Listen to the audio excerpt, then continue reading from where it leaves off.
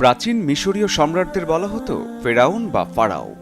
ফেরাউন কারোর নাম নয়, বরং এটি একটি উপাধি।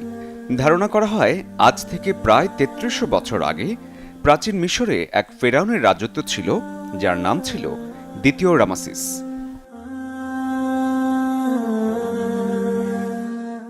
আল্লাহ এই ফেরাউনকে ক্ষমতা, আধিপত্য, সম্পদ সব দিয়েছিলেন। সে সব উপায়েই এই ক্ষমতার অপব্যবহার করে, আল্লাহকে অস্বীকার করে এবং নিজেকে সৃষ্টিকর্তা দাবি করে।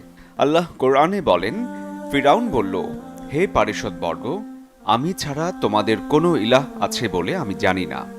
কাজেই হে মানুষ, তোমরা আমার জন্য ঈদ পোড়াও, অতঃপর আমার জন্য একটি প্রাসাদ নির্মাণ করো, যাতে আমি মূসার ইলাহকে দেখতে পারি। আমার নিশ্চিত ধারণা যে সে একজন মিথ্যেবাদী।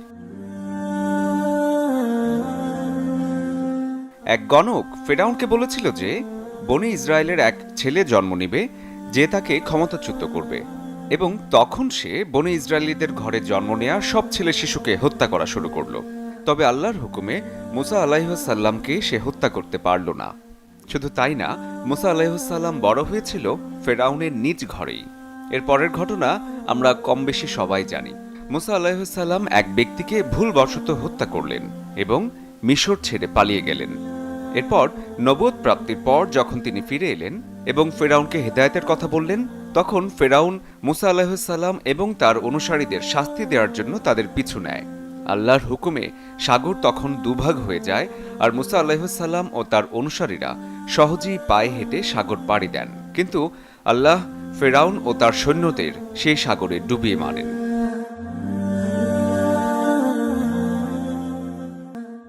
(1881 সালে খুঁজে পাওয়া যায় ফেরাউনের লাশ, এবং তখন দেখা যায় তা একদমই পচেনি।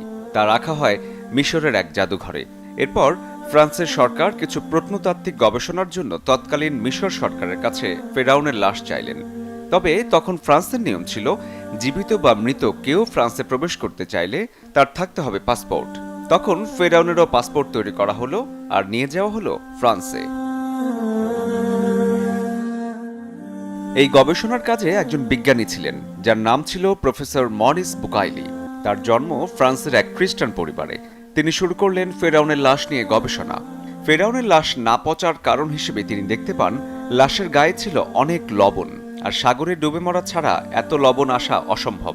তিনি লাশের হাড়ে চোটের চিহ্ন দেখতে পান, যা সাধারণত সাগরের বড় ঢেউয়ের আঘাতে হয়ে থাকে। তখন তাকে একজন জানালেন যে মুসলিমদের কোরআনে এমন এক ফেরাউনের কথা বলা আছে যে সাগরে ডুবে মারা যায়।